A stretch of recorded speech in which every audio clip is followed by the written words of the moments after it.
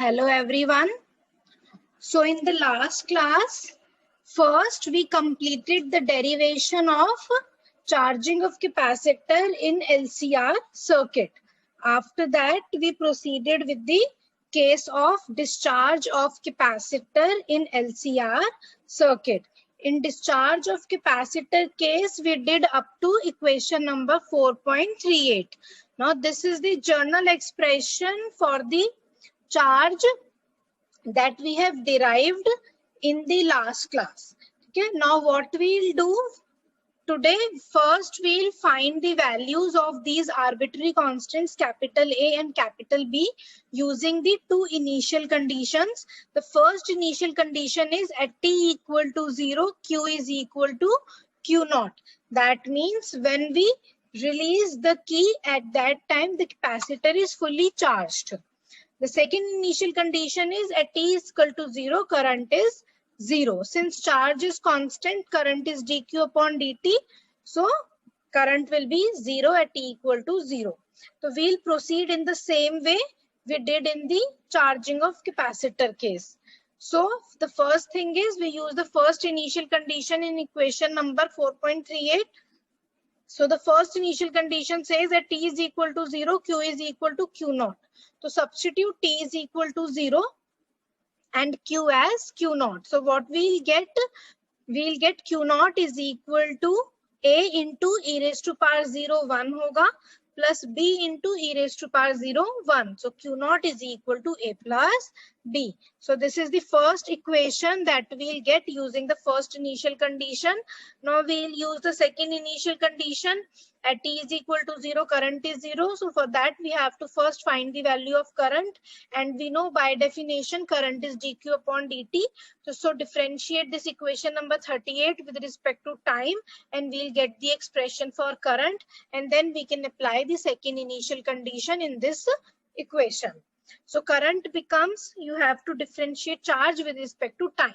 So a as it is rahega, e raised to power minus b plus under root b square minus k square into t into bracket में हमारे पास आएगा minus B plus under root B square minus के square plus B into exponential as it is into में हो गया minus B minus under root into minus under root of B square minus के square. ठीक है, बहुत simple है, कुछ नहीं है, सिर्फ एक्सपोनेंशियल्स को हमने डिफरेंशिएट किया है with respect to time. You all are already familiar with the differentiations. So this is the expression for current. Now we'll put the second initial condition.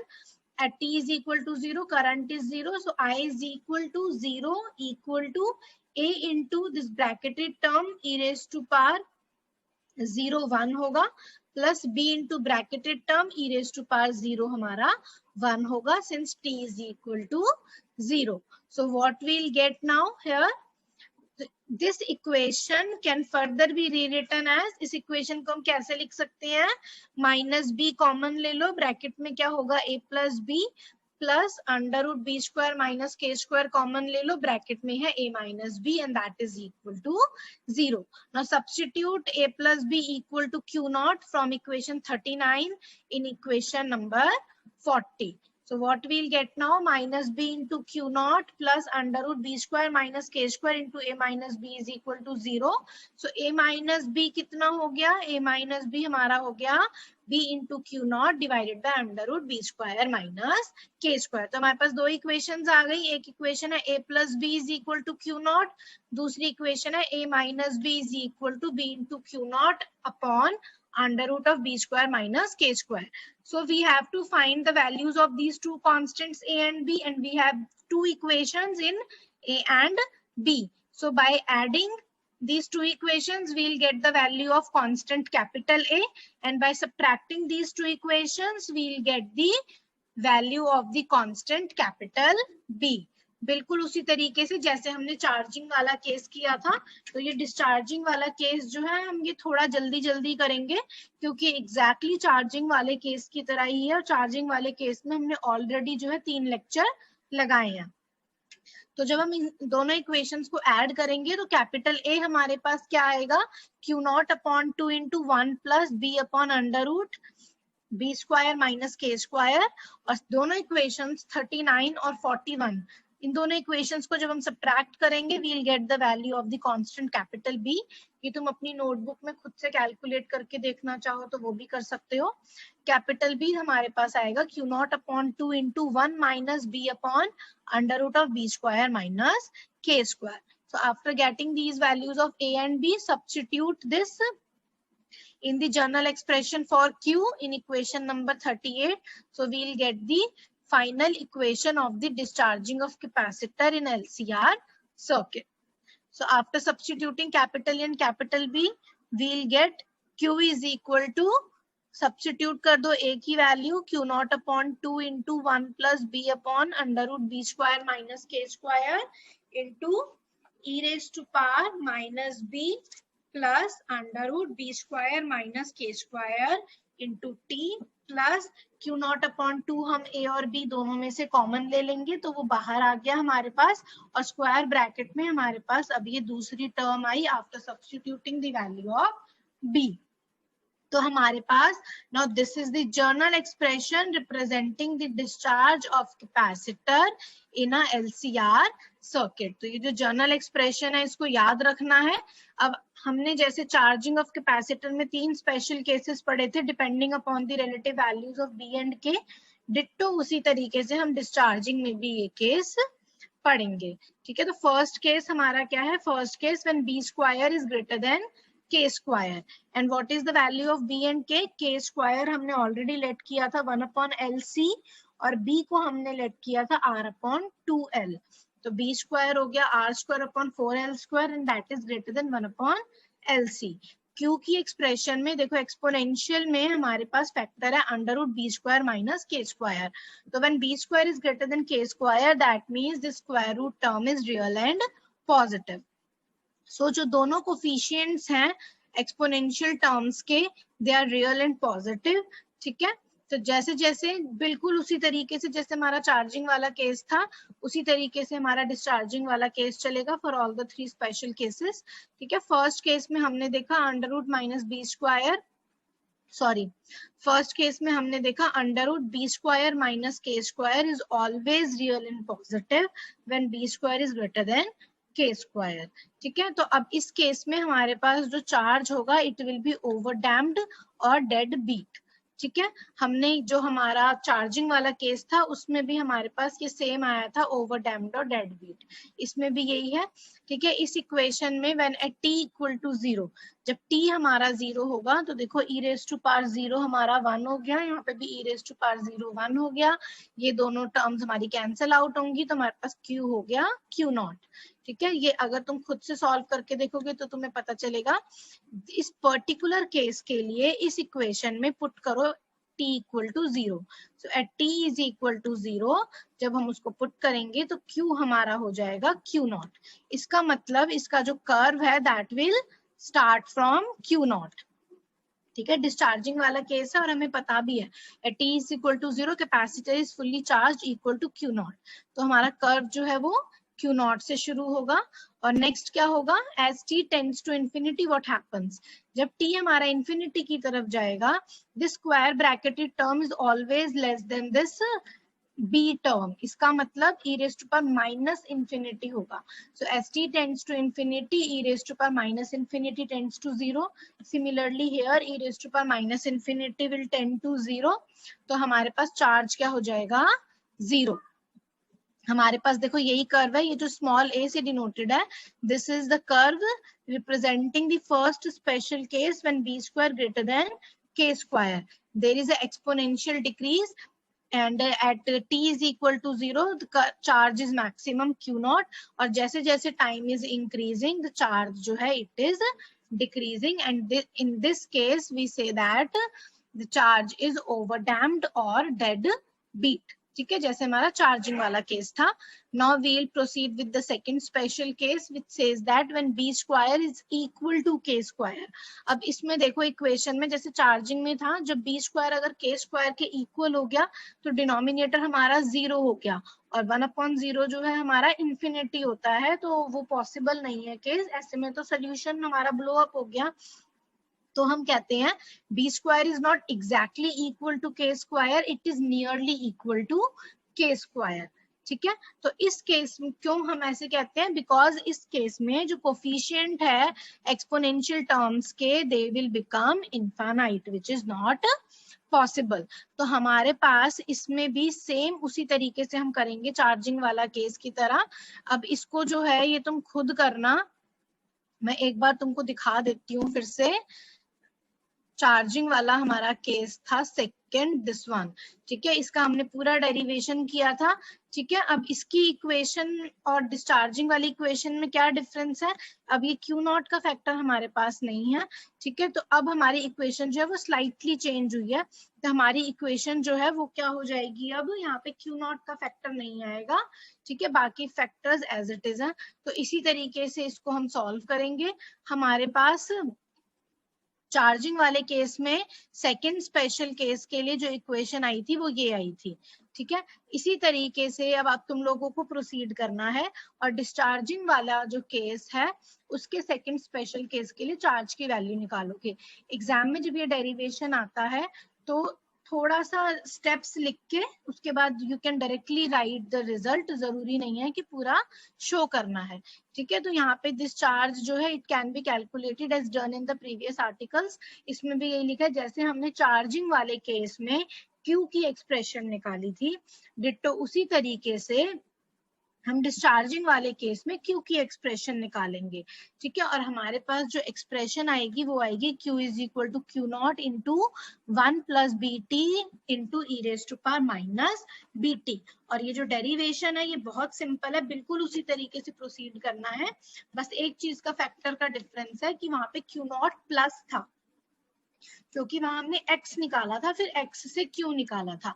यहाँ पे हमारे पास x का कोई फैक्टर ही नहीं है, हमने डायरेक्टली जो है q निकाला है by solving the second order differential equation जो हमने लास्ट क्लास में किया था। ठीक है, तो वहां से हमने जो q की एक्सप्रेशन निकाली थी उसी एक्सप्रेशन का हम यूज करेंगे। ठीक है, और हम पुट करेंगे under root B square minus के स्क्वायर को to be equal to h। ठीक है, under root B square minus के स्क्वायर जो है हमारा that will be equal to h, वो हम सब्स्टिट्यूट करेंगे। उसको सब्स्टिट्यूट करने के बाद फिर हम उसी तरीके से प्रोसीड करेंगे जैसे चार्जिंग वाले केस में प्रोसीड किया था और हमारे पास ये वाली इक्वेशन आ जाएगी।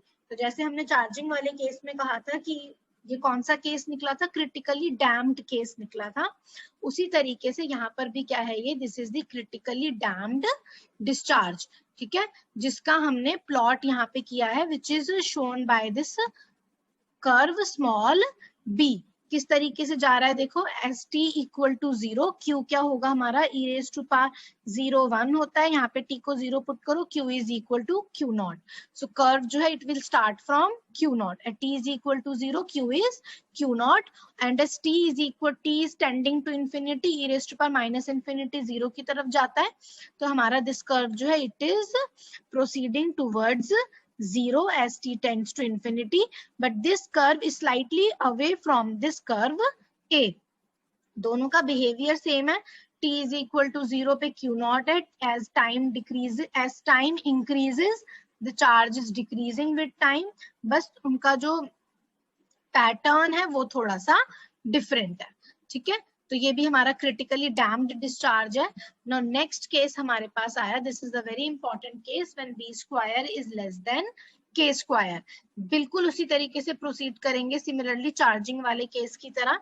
बी स्क्वायर लेस देन के स्क्वायर है, इसका मतलब ये जो क्वांटिटी है बी स्क्वायर माइनस के स्क्वायर ये अब नेगेटिव है, इसका मतलब जो स्क्वायर रूट हमारे पास आ रहा है क्यू की एक्सप्रेशन में वो हमारा इमेजिनरी हो गया।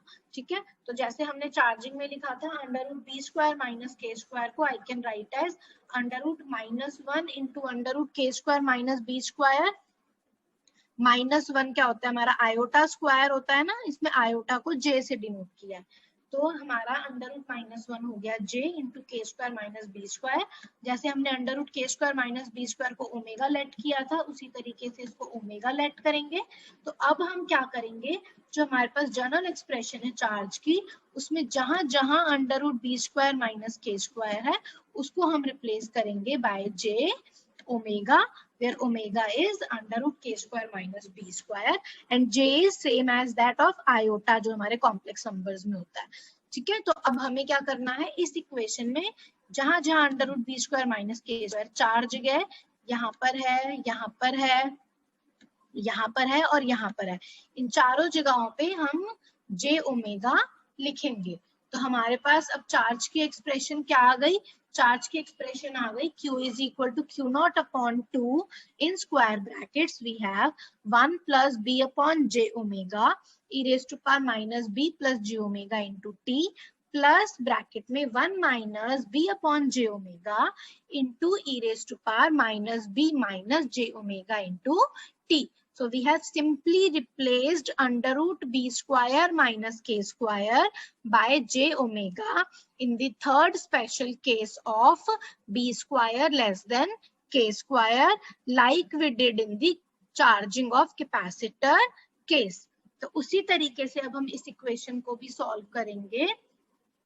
तो सबसे पहले we have taken e raise to power minus b t common, वो हमने बाहर ले लिया, तो हमारे पास स्क्वायर ब्रैकेट में क्या बचा, 1 के साथ क्या क्या मल्टीप्लाइड है, देखो e raise to power j omega t, यहाँ पे आया e raise to power minus j omega t, 2 को हम अंदर ले गए डिवाइडेड बाय 2 प्लस, फिर हमारे पास ये दो टर्म्स हैं b अपॉन j ओमेगा वाली, ठीक है, तो plus b upon omega common लिया, e raise to power j omega t minus e raise to power minus j omega t divided by 2 into j।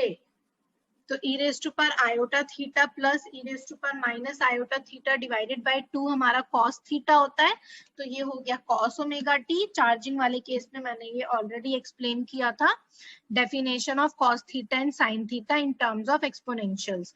sin theta को we can write as e raise to power iota theta minus e raise to power minus iota theta divided by 2 iota.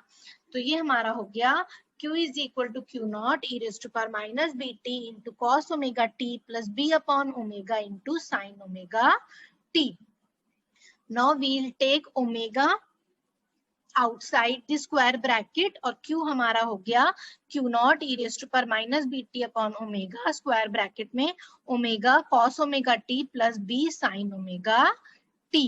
अब हम क्या करेंगे, k से multiply divide करेंगे जैसे हमने charging वाले केस में किया था, और हमारे पास ये इक्वेशन आ जाएगी, इक्वेशन नंबर 44। उसके बाद हम क्या करेंगे, let omega upon k is sine theta and b upon k is cos theta, जैसे हमने प्रीवियस आर्टिकल में किया था, हमने राइट एंगल ट्रायंगल लिया था, ये अगर हमारा एंगल थीटा है, ठीक है, तो साइन थीटा क्या होता है, परपेंडिकुलर अपॉन हाइपोटेन्यूज, तो अगर हम इसको ओमेगा ले रहे हैं तो ये हमारा k हो गया, तो omega upon k is sine theta and b upon k is cos theta. ठीक है, तो हमारे पास ये जो हाइपोटेन्यूज है ये क्या हुआ, omega square plus b square is equal to k square, तो हमारे पास यही इक्वेशन आ गई, under root k square minus b square is equal to omega by using the Pythagoras theorem in this right angle triangle, which says that k square is equal to omega square plus b square. ठीक है, so now substitute omega upon k as sin theta and b upon k as cos theta. So we'll get q is equal to q naught into k into e raised to power minus bt upon omega into sin theta cos omega t plus cos theta sin omega t. So apply the formula, sin a cos b plus cos a sin b is equal to sin a plus b. तो हमारे पास हो गया q is equal to q naught k e raised to power minus bt upon omega into sin omega t plus theta. तो हमारे पास this is the final expression representing the discharge of capacitor in LCR circuit for the case when b square is less than k square. ठीक है, तो यहाँ पर भी हमारे पास क्या आ रहा है, देखो चार्जिंग में हमारे पास क्या था, डैम्ड ऑसिलेटरी था, यहाँ पर भी डैम्ड ऑसिलेटरी है। कैसे, हमारे पास साइन की टर्म है, ठीक है, साइन की टर्म है चार्ज की एक्सप्रेशन में, इसका मतलब जो हमारा चार्ज है वो ऑसिलेटरी है, और जो इसका एम्पलीट्यूड है उसमें हमारे पास एक टाइम का कंपोनेंट आ रहा है एक्सपोनेंशियल के अंदर, इस और वो e raise to power minus b t है, इसका मतलब ये जो ऑसिलेटरी चार्ज है it is also decreasing in amplitude with time. इसका एम्पलीट्यूड जो है वो डिक्रीज हो रहा है विद इंक्रीज इन टाइम। तो इसका मतलब जो ऑसिलेशंस है वो अनडैम्प्ड ऑसिलेशंस नहीं होंगे, ऑसिलेशंस जो हमारे होंगे वो डैम्प्ड ऑसिलेशंस होंगे, and then before it finally settles down to zero. ये हमारा यहाँ पे ऑलरेडी प्लॉट हो रखा है which is given by this curve C at t is equal to 0, Q हमारा Q नॉट है, ठीक है। ये तुम एक्सप्रेशन में भी देख सकते हो, सॉरी यहाँ पे at t is equal to 0, t को 0 पुट करोगे तो चार्ज हमारा क्या हो गया, चार्ज हमारा हो गया Q nought upon omega into के ई रेज टू पावर 0 1 होगा।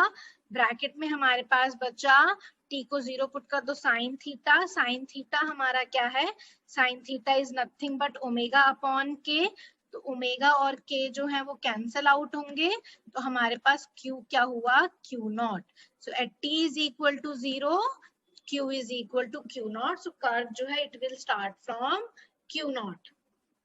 तो कर्व हमारा Q नॉट से शुरू होगा C वाला, फिर उसके बाद जैसे जैसे हमारा टाइम बढ़ेगा हमारा ये जो कर्व है ये ऑसिलेटरी बिहेवियर शो करेगा, क्योंकि साइन का टर्म है, बट इसका जो एम्पलीट्यूड है it will decrease with time, क्योंकि एम्पलीट्यूड में e raise to power minus bt term है, and then it will decrease further, finally it settles down to 0, ठीक है। तो यहाँ पर देखो the above equation is representing a damped oscillatory charge, charge जो है it will oscillate above and below 0 before it finally settles down to 0 as already shown in the figure by curve C, ठीक है। अब यहाँ पे देखो इसके amplitude को अलग से दिखाया है, एम्पलीट्यूड क्या है, Q नॉट भी है साथ में, ऐसे भी लिख सकते हो, क्योंकि हमारा जो मेन फैक्टर है वो टाइम का फैक्टर है जो इम्पोर्टेंट है। एम्पलीट्यूड में देखो हमारे पास एक्सपोनेंशियल के अंदर टाइम आ रहा है, जहाँ पे b की वैल्यू को हमने सब्स्टिट्यूट कर दिया r अपॉन 2l, तो ये जो टर्म है एम्पलीट्यूड के अंदर, this term clearly shows that the amplitude goes on decreasing with time और the discharge is damped oscillatory. ये जो एक्सपोनेंशियल टर्म आ रही है एम्पलीट्यूड के अंदर ये रिस्पॉन्सिबल है डैम्प्ड ऑसिलेशंस के लिए। अगर ये एक्सपोनेंशियल टर्म नहीं होती तो हमारा जो ऑसिलेशंस है वो अनडैम्प्ड ऑसिलेशंस होते, ठीक है। यही हमारा चार्जिंग में भी आया था। नेक्स्ट अब हम इस पर्टिकुलर स्पेशल केस के लिए करंट की एक्सप्रेशन निकालेंगे ना। अब क्या है हमारा, ये कौन सा केस है, this is the discharge case, that means when we are releasing the key then capacitor starts discharging from the maximum value Q nought to 0। तो इसका मतलब है चार्ज जो है it is decreasing with time, तो हमारा जो करंट की एक्सप्रेशन होगी वो होगी minus dq upon dt for this discharge case। Negative sign क्यों आया है, because as time is increasing the charge is decreasing, ठीक है। तो सिंपली जो हमारी Q की एक्सप्रेशन थी ये गिवन बाय इक्वेशन 45, इसको डिफरेंशिएट करो with respect to time. Time का फैक्टर कहाँ है, एक तो एक्सपोनेंशियल के अंदर है और एक साइन के अंदर है, ठीक है। तो इसको हमने डिफरेंशिएट किया with respect to time, minus sine as it is रहा, Q nought into K upon omega. पहले हमने e raise to power minus BT को डिफरेंशिएट किया, तो e raise to power minus BT into minus B आ गया, into sine की term as it is, then minus Q nought K e raise to power minus BT upon omega, sine omega T plus theta का differentiation करेंगे which is cos omega T plus theta into यहाँ पे omega का factor भी आएगा, वो यहाँ पे मिसिंग है, इसको जो है यहाँ पर लिखना, ठीक है। अब हमारे पास इक्वेशन क्या आ गई, Q nought K e raise to power minus BT हमने कॉमन ले लिया, तो ब्रैकेट में हमारे पास क्या बचा, ये माइनस माइनस प्लस हो गया, b upon omega sine omega T plus theta, ठीक है। और यहाँ पे हमारे पास बचा minus cos omega T plus theta, क्योंकि ये वाला ओमेगा और ये वाला ओमेगा जो है कैंसिल आउट हो जाएंगे। जो इस पर्टिकुलर फर्स्ट एक्सप्रेशन का जो ओमेगा है ये ऑलरेडी हम स्क्वायर ब्रैकेट के अंदर ले गए हैं, ठीक है। अब हम क्या करेंगे, इसके बाद नेक्स्ट स्टेप क्या होगा, k से मल्टीप्लाई डिवाइड करो और ओमेगा को बाहर ले लो, तो q nought k square e raise to power minus b t upon omega, bracket में हमारे पास क्या रहा, ओमेगा हमने बाहर ले लिया, k से हमने मल्टीप्लाई और डिवाइड किया, तो ये हो गया b अपॉन के sine omega t plus theta minus omega से हमने यहाँ डिवाइड किया था तो यहाँ पे ओमेगा की टर्म आएगी, k से हमने मल्टीप्लाई किया था तो यहाँ k की टर्म आएगी into cos omega t plus theta. I hope ये स्टेप सबको क्लियर है, कुछ नहीं किया हमने इस स्टेप में, इसको इतना इस तरीके से समझ लो, हमने k से मल्टीप्लाई डिवाइड किया और ओमेगा से भी मल्टीप्लाई डिवाइड किया, तो हमारे पास ये वाली एक्सप्रेशन आ गई। ठीक है, अब हम क्या करेंगे, b अपॉन k को we can write as cos theta और ओमेगा अपॉन k जो है उसको we can write as sine theta, तो उसको हम सब्स्टिट्यूट कर देंगे, यहाँ पे फॉर्मूला लगाएंगे sine A cos B minus cos A sine B का, ठीक है, that is sine A minus B, तो sine omega T plus theta minus theta, theta minus theta cancel out होंगे and we'll get sine omega T, तो हमारे पास जो final expression I current की वो I q nought k square e raise to power minus b t upon omega into sine omega t, ditto यही expression जो है हमारी आई थी, ये सेम एक्सप्रेशन जो है हमारी ये आई थी चार्जिंग ऑफ कैपेसिटर केस में, एंड सेम एक्सप्रेशन हमारी आई है डिस्चार्ज ऑफ कैपेसिटर केस में for the LCR circuit. Current हमारा आया q nought k square e raise to power minus b t upon omega into sine omega t. So in this expression of current also we have a exponentially decreasing term with time and we have a sin omega t term. So sin का मतलब है जो हमारा current है वो oscillatory है और exponential का term multiply हो रहा है इसमें, इसका मतलब ये जो current है this is behaving as damped oscillatory in character. So current जो है हमारा this is also damped oscillatory, ठीक है। उसके बाद नेक्स्ट अब हम क्या निकालेंगे, पीरियड ऑफ ऑसिलेशंस, जैसे हमने प्रीवियस आर्टिकल में किया था जब हमने चार्जिंग वाले केस को स्टडी किया था। टाइम पीरियड हमारा क्या होता है 2 पाई अपॉन ओमेगा, ओमेगा को हमने लिया था under root k square minus B square, k square is 1 upon L C and b is R upon 2l, so b square becomes r square upon 4l square. So this is the expression for the time period 2 pi upon under root 1 upon LC minus R square upon 4L square। यही same expression हमारी charging के लिए आई थी, इस expression को याद रखना है, न्यूमेरिकल्स में काम आ जाता है एग्जाम में।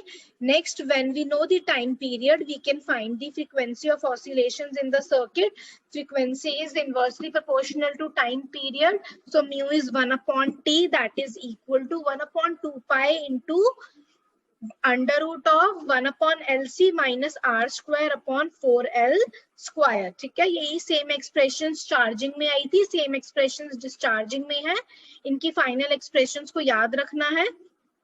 और इसमें भी for circuits having R very small, that is when R is tending to 0, हमारा ये जो पर्टिकुलर केस है it reduces to the LC circuit case. जब हमने R को 0 पुट कर दिया मतलब LCR सर्किट जो है हमारा LC सर्किट में रिड्यूस हो गया, मतलब अब जो हमारा चार्ज या करंट है it will not behave as damped oscillatory, it will behave as undamped oscillatory, कोई डैम्पिंग नहीं होगी, अनडैम्प्ड ऑसिलेशंस होंगे अगर हम R को 0 कर देते हैं, और उस केस में जो हमारा टाइम पीरियड होगा वो हो जाएगा 2 pi into under root LC और फ्रीक्वेंसी हमारी हो जाएगी 1 upon 2 pi under root LC, ठीक है। और यही फ्रीक्वेंसी हमारी LC सर्किट के लिए आई थी, ठीक है। तो वो उसी तरीके से जैसे हमने चार्जिंग किया बिल्कुल उसी तरीके से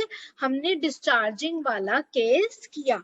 तो डिस्चार्जिंग वाले केस में क्या करना है, जो सबसे फर्स्ट इक्वेशन है E is equal to EL plus ER plus EC, उसमें we have to substitute E equal to 0। Otherwise पूरा केस जो है चार्जिंग वाले की तरह ही है। पहले हमने Q की जनरल एक्सप्रेशन निकाली, फिर हमने दो इनिशियल कंडीशंस की हेल्प से कैपिटल A और कैपिटल B की वैल्यू निकाली। फिर हमारे पास फाइनल एक्सप्रेशन आ गई चार्ज की for the LCR circuit in the discharge mode.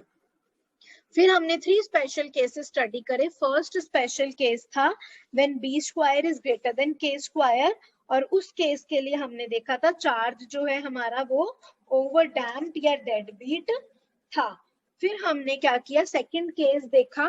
Second case था when B square is equal to K square. जब B square equal to K square था, उसमें हमने देखा जो केस है हमारा क्रिटिकली डैम्प्ड केस है।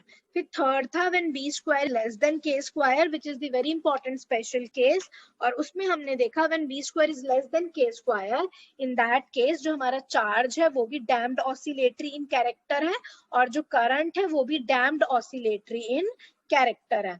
उसके बाद हमने पीरियड ऑफ ऑसिलेशंस निकाले और फ्रीक्वेंसी ऑफ ऑसिलेशंस निकाले। सेम एक्सप्रेशंस आई जो चार्जिंग वाले केस में आई थी, और सेम हमने उसी तरीके से देखा कि जब हम रेजिस्टेंस को 0 कर देंगे तो हमारा केस रिड्यूस हो जाएगा LC सर्किट केस में। ठीक है, तो यहाँ पे हमारा डिस्चार्जिंग वाला केस जो है वो फिनिश होता है। ये दो न्यूमेरिकल्स है, इनको देखना चाहो तो इन दोनों न्यूमेरिकल्स को देख लेना। ठीक है, अब हमारा ये एक छोटा सा टॉपिक बचा है LC ऑसिलेशंस। ये LC ऑसिलेशंस क्या टॉपिक है हमारा, एज ऑलरेडी स्टेटेड, हमने जो है ऑलरेडी डेरिवेशन किया था वर्क डन का। ठीक है, जो हमने एनर्जी स्टोर्ड इन इंडक्टर किया था, मैं एक बार दिखा देती हूँ तुम्हें दोबारा। हमने वो कहाँ पे देखा था, काफी पहले हमने वो पढ़ा था, एक बार पहले वो देख लो, फिर उससे तुम्हें क्लियर हो जाएगा कि मैं क्या समझाने की कोशिश कर रही हूँ।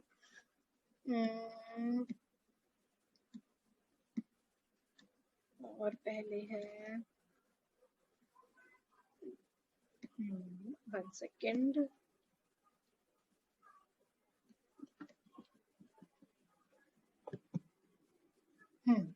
दिस वन, ये हमने बहुत पहले किया था, आई गेस फर्स्ट या सेकंड लेक्चर में ही किया था। Energy stored in an inductance coil, उसमें हमारे पास इंडक्टर में कितनी एनर्जी स्टोर्ड आई थी, हाफ LI0 स्क्वायर। ठीक है, इसका डेरिवेशन जो है ऑलरेडी हमने यहाँ पे किया था, और तब मैंने अच्छे से समझाया था कि ये डेरिवेशन हमारा कैसे आया था। ठीक है, अब हम क्या करेंगे, हम थोड़ा सा LC ऑसिलेशंस के बारे में पढ़ेंगे। उसके ऊपर एक क्वेश्चन आ जाता है एग्जाम में, वो क्या क्वेश्चन आता है मैं वो भी बताऊंगी। ठीक है, 1 सेकेंड, ये वाला क्वेश्चन है, देखो इस क्वेश्चन के लिए मैं ये टॉपिक करा रही हूँ। In a pure LC circuit what is the energy stored when I is equal to I0? In a pure LC circuit we are talking about, that means we are talking about LC oscillations. In a pure LC circuit energy stored कितना होगा when I is equal to I0? कितनी होगी energy stored when I is equal to I0? इसका answer आएगा half LI0 square. अब क्या करोगे, exam में देखना ये क्वेश्चन कितने मार्क्स का है, ये 1-2 बार आ चुका है एग्जाम में, मैं इसलिए बता रही हूँ। अगर ये ज्यादा मार्क्स का आता है तो जो मैंने अभी डेरिवेशन दिखाया था energy stored in an inductance coil का, वो वाला डेरिवेशन कर देना, यही एक्सप्रेशन है उसमें, हाफ LI0 स्क्वायर। ठीक है, और अगर ऐसे शॉर्ट 1-2 नंबर का क्वेश्चन आता है then you can directly write कि ये हमारी एक्सप्रेशन है। अगर 1 नंबर का है तो ही डायरेक्ट एक्सप्रेशन लिखोगे, अगर 2 मार्क्स का क्वेश्चन भी है तो भी डेरिवेशन जो है करके दिखाओगे। छोटा सा डेरिवेशन है, हार्डली 2 या 3 मिनट लेगा। तो I will say to you कि अगर एग्जाम में ये क्वेश्चन आता है then better do the derivation also.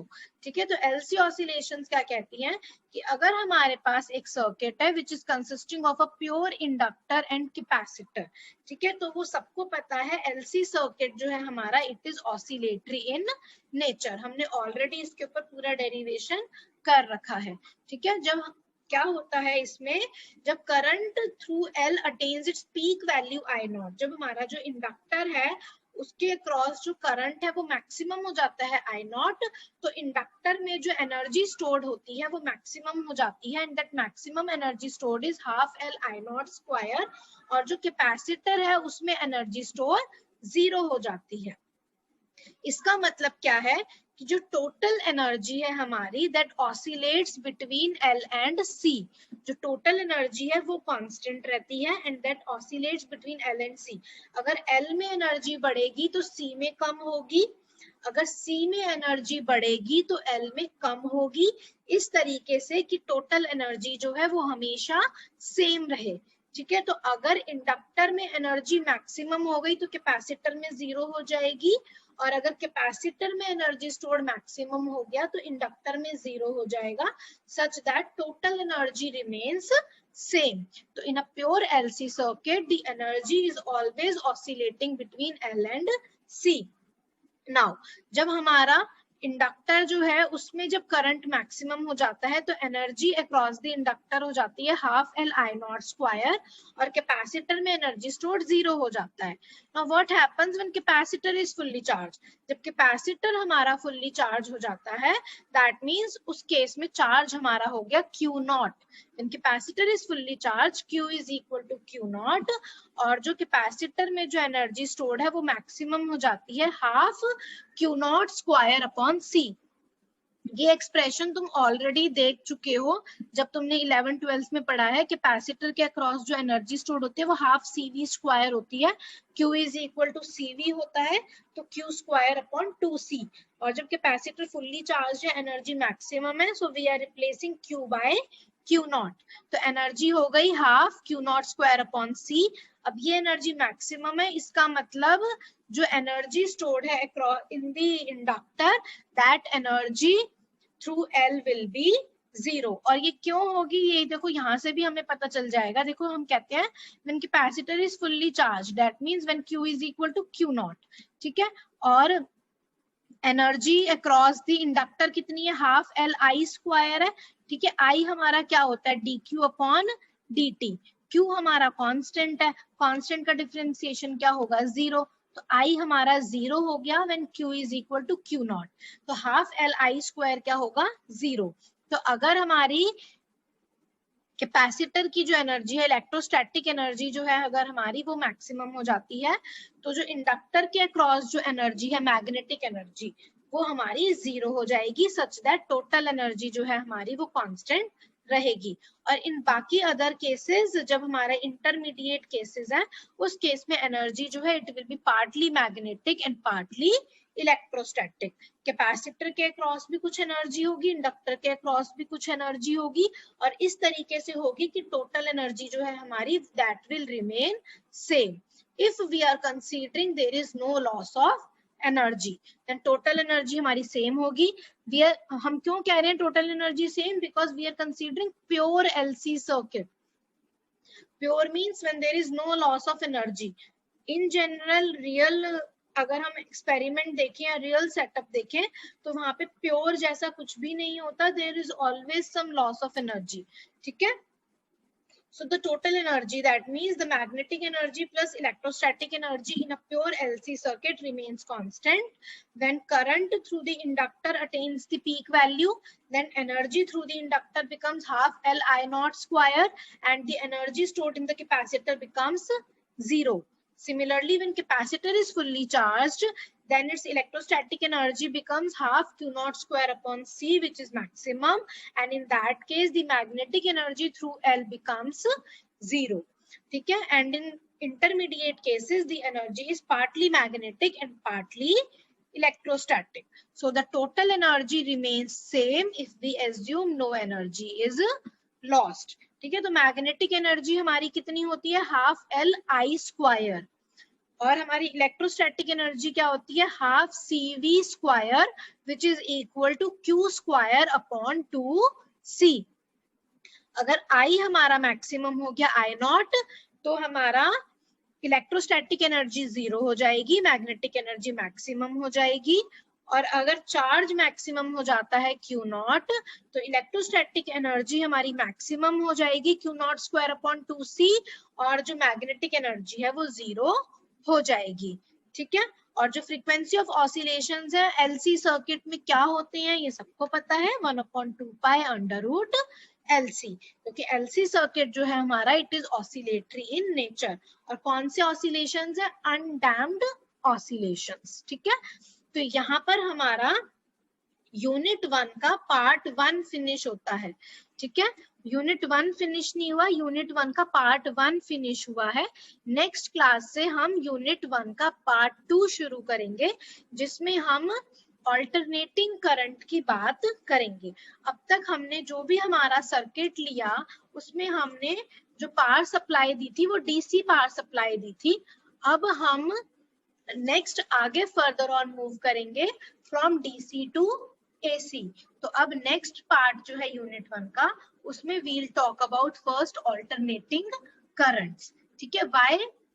because we know that it is easier and cheaper to produce and transmit alternating currents than direct current. तो alternating current जो है अब हम उसको in detail पढ़ेंगे, since we know that more than 90% of the world population use electric power in the form of AC only, ठीक है ना, ये सबको पता है, ठीक है। तो अब हम नेक्स्ट क्लास में ऑल्टरनेटिंग करंट्स जो है वो पढ़ेंगे, which is the second part of your unit 1।